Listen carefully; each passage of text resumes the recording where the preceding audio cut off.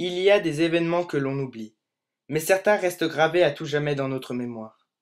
Malgré mes efforts pour oublier ce qu'il s'est passé, je ne trouve toujours pas les moyens. Je préfère me confier à vous au travers de cette vidéo. Je vais donc vous relater mes événements. Connaissez-vous un village du nom de Cloonday? Suis-je bête? Ce village n'existe même pas sur les cartes routières et vous ne le trouverez encore moins sur Internet. Bon, passons.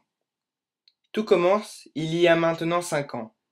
Je m'étais perdu dans les bois, en voiture, peu importe la raison, mais pendant que je cherchais ma route, je vis au loin un panneau écrit en lettres noires. Bienvenue à Cloonday. À ce moment-là, la route goudronnée s'arrêtait pour laisser place à un petit chemin de terre. En lisant cette inscription, je me disais qu'il devait y avoir un cirque ou autre chose pour un nom aussi gai. Bordel! Je devais être bien perdu pour trouver un cirque en plein milieu d'une forêt. J'arrêtai donc ma voiture, et ma curiosité prit le dessus. Je voulais voir ce qu'il y avait de l'autre côté de ce panneau. À ma grande surprise, je ne vis qu'un village, et encore, une dizaine de maisons, une église et un cimetière, que je trouvais assez glauque.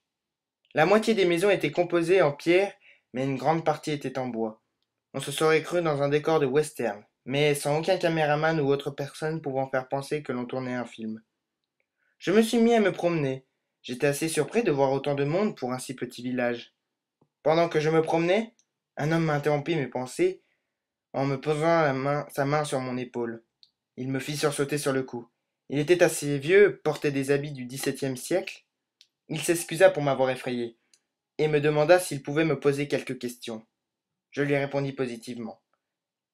La plupart de ces questions n'attendaient que des réponses monosyllabiques. De plus, il posait que des questions en relation avec des fantômes, comme croyez-vous aux villes fantômes? Pendant qu'il me parlait, les villageois s'étaient accumulés derrière moi, comme s'ils se doutaient de quelque chose.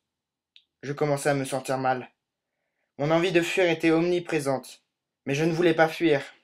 Je voulais voir qu'est-ce qui me faisait aussi peur.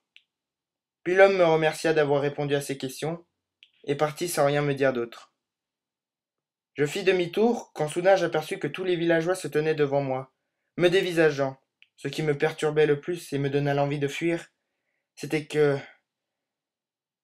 ces gens me regardaient, leurs yeux étaient dénués d'expression, leur peau était devenue blanche, comme du marbre. Certains étaient l'inverse de l'opaque, et d'autres, vous n'allez pas me croire, flottaient, à vous glacer le sang.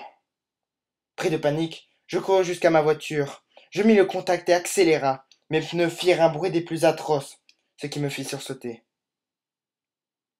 Après une nuit blanche, je décidai d'y retourner pour m'assurer de ce que j'avais vu. Le lendemain, je n'ai trouvé rien d'autre qu'une clairière.